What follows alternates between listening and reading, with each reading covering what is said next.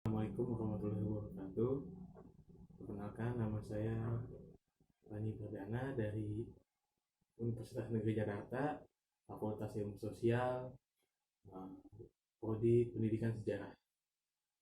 Saya di sini sebagai relawan, relawan yang tergabung di mana jadi dari relawan mengajar dari Kemendikbud yang ditugaskan untuk mengajar ke berbagai wilayah atau ya sebagai di lingkup RT atau RW di tempat saya tinggal, yang ya karena di kondisi seperti saat ini kan banyak sekolah diliburkan dari awal tahun 2020. Yang kita tahu pandemi sekarang tidak tahu kapan selesainya gitu. Jadi kita sebagai mahasiswa membantu uh, adik-adik kita, adik-adik SMA, adik-adik SMP, adik-adik SD untuk belajar di rumah agar lebih efisien, dan juga membantu orang tua siswa itu sendiri yang pasti kan kekurangan banyak waktu, kekurangan banyak sumber daya, yang lain sebagainya. Yang pertama saya highlight ini tentang kebijakan Merdeka Belajar Kampus Merdeka. Yang pertama yang mendasari, mungkin yang sebagai mendasari inisiasi Kemendikbud melakukan meng-hire relawan-relawan dari mahasiswa untuk sebagai tenaga pengajar tambahan pada masa pandemi COVID saat ini. Yang kita tahu, yang dijelaskan, kebijakan kampus merdeka ini merupakan kelanjutan dari konsep Merdeka Belajar. Pelaksanaannya paling memungkinkan untuk segera dilangsungkan, hanya mengubah peraturan menteri, tidak sampai mengubah peraturan pemerintah atau undang-undang. Yang pertama di highlight ini sistem akreditasi perguruan tinggi, yang kita tahu agar perguruan tinggi semakin terpacu gitu, meningkatkan kualitasnya di era sekarang ini di mana perubahan begitu sangat cepat. Tidak perlu hitungan hari, hanya hitungan bulan atau minggu, perubahan sangat cepat terjadi gitu. Jadi agar para mahasiswa ini berlomba-lomba gitu dalam inovasi-inovasi mengenai pendidikan. Terus juga hak mahasiswa yang memiliki jatah 3 semester di luar prodi. Nah, ini dilakukan sebagai kegiatan. Nadiem Makarim ingin merubah persepsi bahwa SKS ini hanya sekedar jam belajar. Ingin merubah itu hanya dari jam belajar menuju jam kegiatan. Jadi sebagai langkah tunjangan untuk mahasiswa sendiri mencari pengalaman dalam dunia era globalisasi saat ini, menjadi terjun langsung ke misalkan di mengajar langsung atau praktek langsung, yang walaupun dari prodi sudah ada, tapi menurut beliau itu masih kurang lebih lanjut lagi. Yang selanjutnya itu mahasiswa harus juga dapat mengambil SKS di prodi lain di dalam kampusnya sebanyak 1 semester dari total semester yang harus ditempuh itu.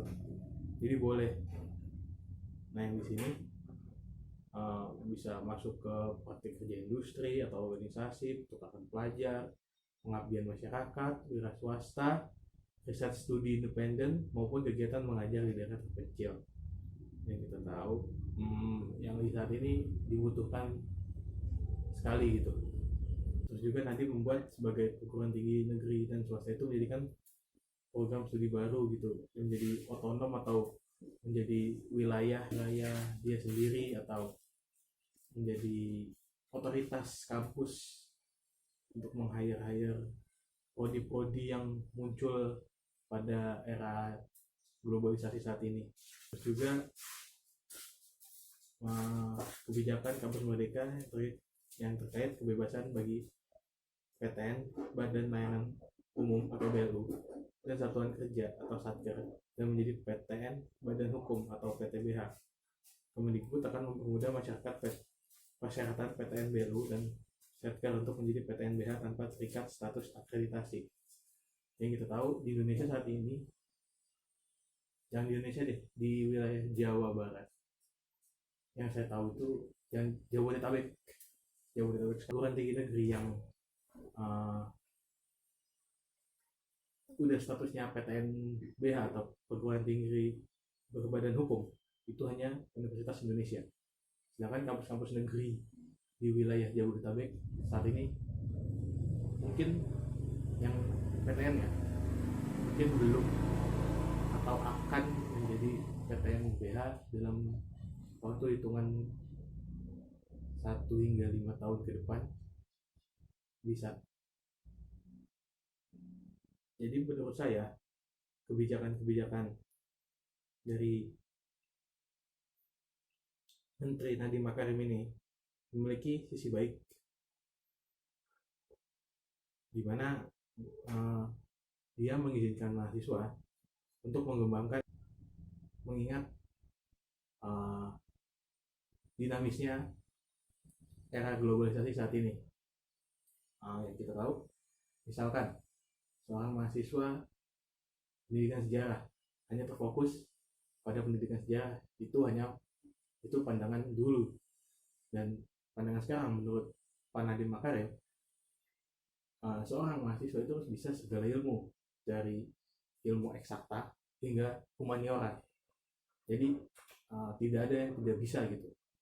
Jadi menciptakan tenaga kerja yang nantinya serba bisa. Situ ada poin plusnya. Ya, kalau nyebutin untuk poin dari setiap kebijakan kan pasti ada aja poin-poin kekurangannya.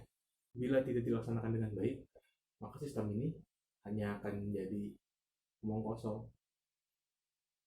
Sistem sudah baik, bila dilakukan oleh orang-orang yang tidak baik, maka sistemnya akan hancur. Maka kita sebagai mahasiswa dan pemerintah, dalam hal ini Kemendikbud dan Kemendiksekdikti dan Pak Nadiem Makarim sendiri, harus saling bersinergi gitu, saling membantu dalam mensukseskan pendidikan siswa di Indonesia.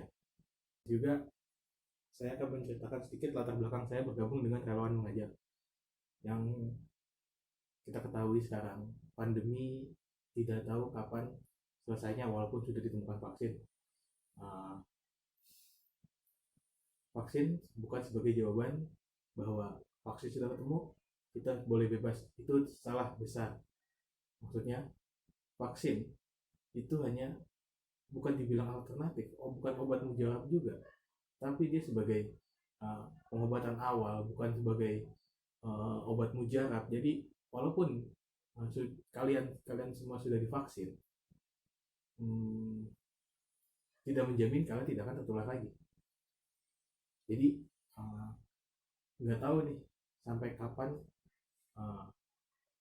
program pembelajaran jarak jauh ini akan selesai, mengingat pandemi COVID juga belum terlihat titik terang kapan selesainya. Jadi saya menganggap untuk membantu tetangga saya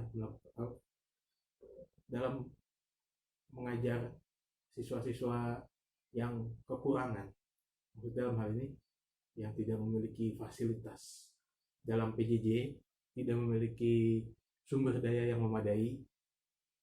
Makanya saya ikut tergabung dalam relawan mengajar dari Kemendikbud ini sendiri, sebagai salah satu alasan bahwa di sekitar rumah saya masih banyak anak-anak SD, anak-anak SMP, anak-anak SMA yang kekurangan sumber daya belajar, kekurangan alat atau gadget segala macam.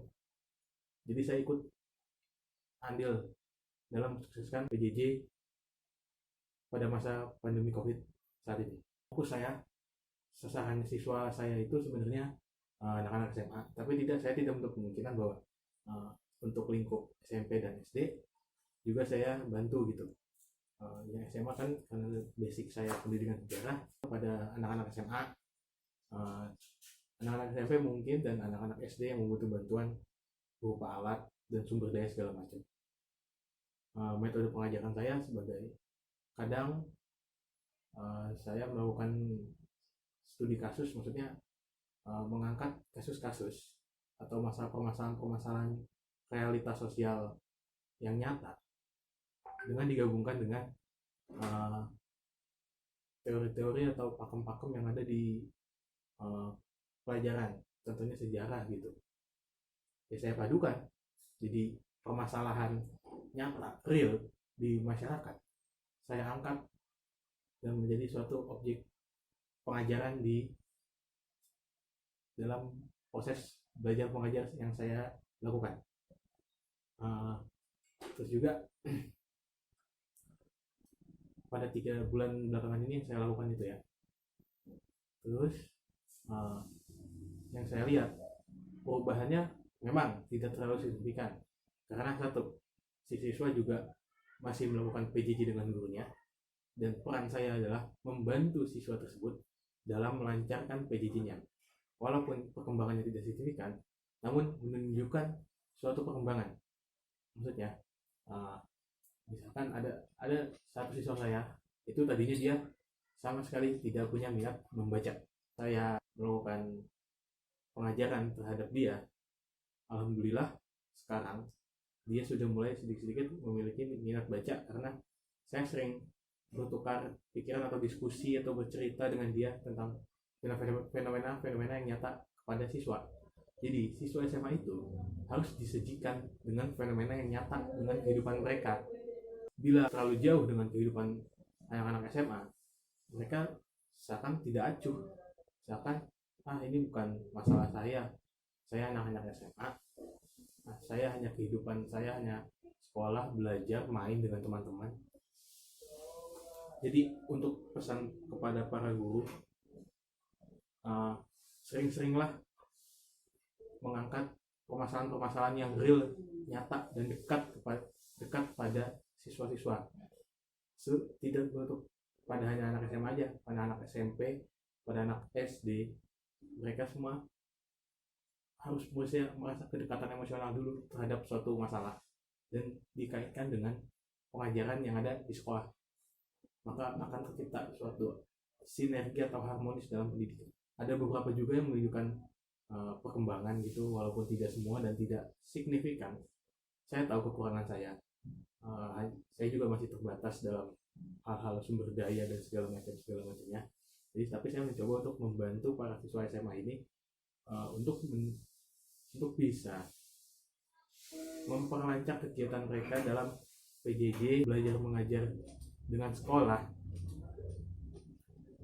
untuk gimana caranya mereka bisa lancar gitu untuk para siswa yang kekurangan. Jadi selanjutnya saya akan menampilkan sedikit tentang materi saya yang saya ajarkan waktu PJJ.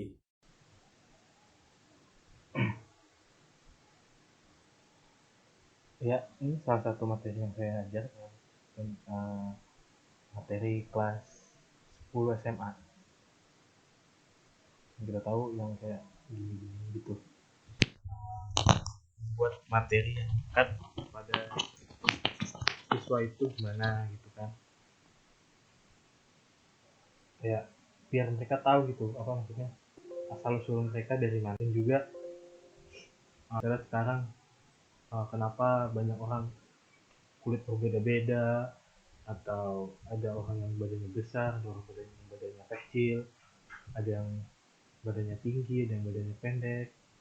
Kita kaitkan semua sebagai bahan untuk agar siswa ini memiliki kedekatan terhadap materi gitu. Dan ketika kita tanya, kamu sukunya dari mana, kamu asalnya dari mana, misalkan ada yang dari Jawa, ada yang Sunda, ada yang Bali, ada yang orang Minang, ada yang orang Dayak, ada yang orang Flores, ada yang orang Manado, ada yang orang Makassar, ada yang orang Papua. Itu memiliki keluarga masing-masing. Yang kita lihat bahwa perkembangan manusia itu menyebar dan melakukan adaptasi untuk bisa hidup tempat mereka tinggal. Dan juga mereka harus bisa yang namanya itu berkembang, pasti mereka akan berkembang biak, beradaptasi segala macam, yang dimana akan membuat mereka bertambah besar. Sebagai penutup, saya berharap pandemi ini cepat berakhir, kita dapat kembali normal lagi, dapat belajar seperti biasa di sekolah, ketemu teman-teman, ketemu guru, ketemu dosen. Dan juga harapan saya, semoga para siswa dapat belajar dengan maksimal dan teman-teman mahasiswa dapat belajar dengan maksimal. Dan untuk Bapak di pemerintahan, semoga pandemi cepat selesai. Lebih kurangnya mohon maaf. Wassalamualaikum warahmatullahi wabarakatuh.